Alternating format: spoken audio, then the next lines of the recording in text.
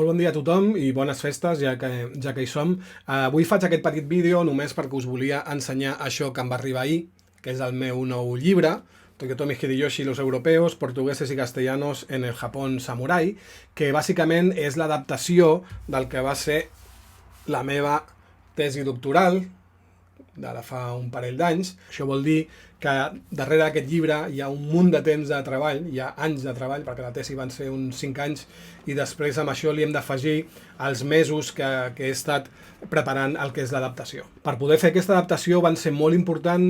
primer, els comentaris que el dia de la defensa em van fer els membres del tribunal de la meva tesi, que van ser els professors Manel Uller, Emilio Sola i Carlos Martínez Show, que em van fer uns comentaris excel·lents de cara ja pensant en com convertir aquesta tesi en un llibre. També va ser molt important un workshop, un taller que vaig fer durant uns dies, fa un parell d'anys, a Nagasaki i Tòquio, que estava molt enfocat també amb aquesta idea de convertir una tesi en un llibre. Si a algú li interessa aquest viatge, doncs a la web, a historiajaponesa.com, teniu la crònica d'aquells dies de viatge.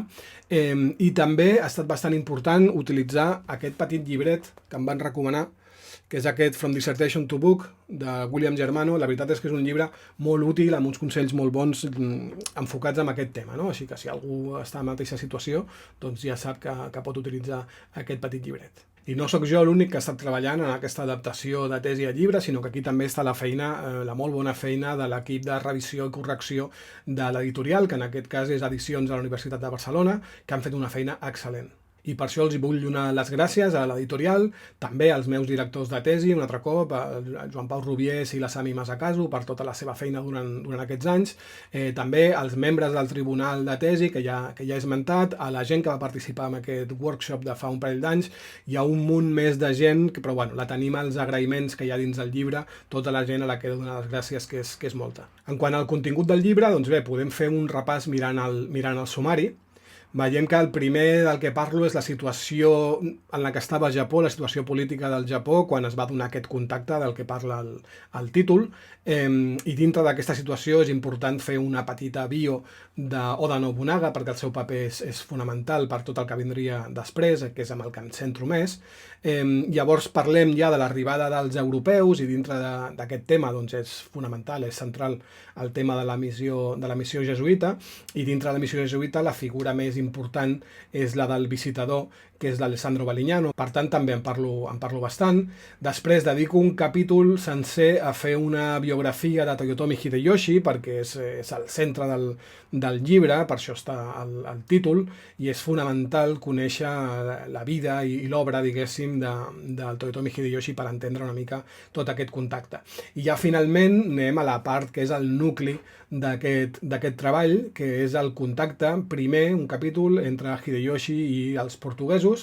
i un altre entre Hideyoshi i els castellans. I és aquí, amb aquests dos capítols, on està tota la feina important a nivell de fonts primàries, de documentació, de recerca, etc. Això és el nucli, diguéssim que el d'abans també és important, però és una mica com allò que vull que sàpigues abans de portar-te a parlar del tema important. Aquest llibre, pel que m'havien dit a mi, estarà a la venda a finals de gener. El que passa és que ja està al web de l'editorial i diria que es pot comprar, però no ho he provat, potser només el que es pot fer és una reserva. El tema és que ja està allà, us deixo l'enllaç a la descripció del vídeo. I a més hi ha una cosa interessant, és que a la mateixa web teniu també les primeres 20 pàgines del llibre que podeu veure. A veure, ja sé que a les primeres 20 pàgines no hi ha gaire cosa de contingut, perquè bàsicament és una mica el sumari, agraïments i aquest tipus de coses, però el sumari pot ser molt interessant perquè ja tens tot exactament el que surt del llibre i pots veure si t'interessa o no. I res, afegir només que estic molt content amb aquest llibre.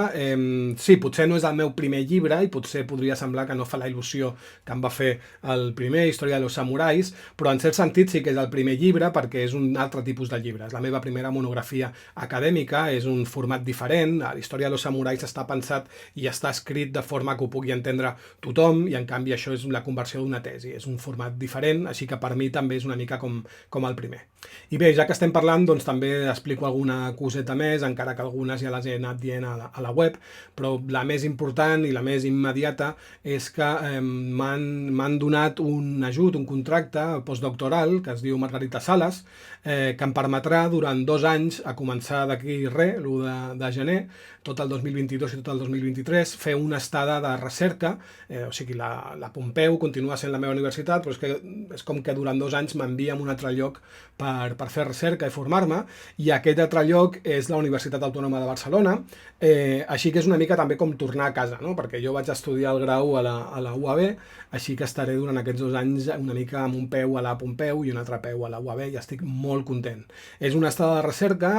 i el que penso investigar és començar a deixar una mica enrere o a un costat tot aquest tema que he estat estudiant durant els darrers anys del contacte entre europeus i japonesos, segle XVI, segle XVII, etc. Apartar-lo una miqueta. No apartar del tot el tema dels samurais, perquè el que vull és avançar una miqueta en el temps i anar cap al pas de l'època premoderna a l'època moderna i veure una mica com tots aquests samurais es converteixen, són els darrers samurais i els primers polítics. Llavors la intenció és tirar una miqueta per aquí. A part d'això, i potser us interessa més, saber que tinc pensat en quan pugui reprendre el tema dels vídeos per la web, dels cafelitos, i de fet el primer que vull fer és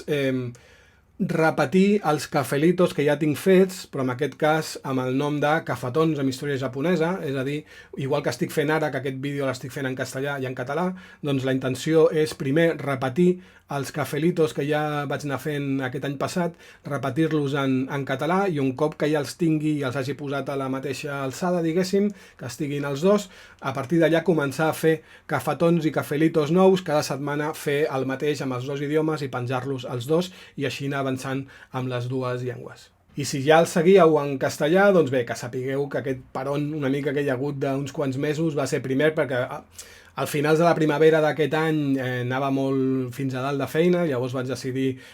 deixar-ho estar pensant, al setembre els reprenc i ja començo fort, però al setembre em va caure una mica per sorpresa una assignatura a la universitat, a la Pompeu Fabra, envio una salutació als meus alumnes si ho estan veient això, i la veritat és que va ser molta feina. M'ho he passat molt bé, ho he gaudit molt, ha estat molt bé, però m'ha portat molta feina. Llavors va ser com, doncs ara no puc fer el tema dels vídeos, ja ho faré al gener. Llavors aquesta és la meva intenció, tornar-los a reprendre. I a més, doncs res, que sapigueu que també estic treballant en llibres de divulgació, tinc un parell a mitges, pensats de nou una mica per tothom, per tots els públics, sobre el tema dels samurais, però especificant per aquí i per allà, ja ho explicarem, que encara queda bastant de temps, però que sapigueu que no abandono per res el tema de llibres de divulgació ni molt menys. I res, això és tot. De nou, que passeu molt bones festes, que aneu en compte amb el tema de la Covid, perquè semblava que ja marxava, però ens ha tornat a visitar, a veure si ens la traiem ja de sobre, aneu en compte i cuideu-vos molt, que vagi molt bé.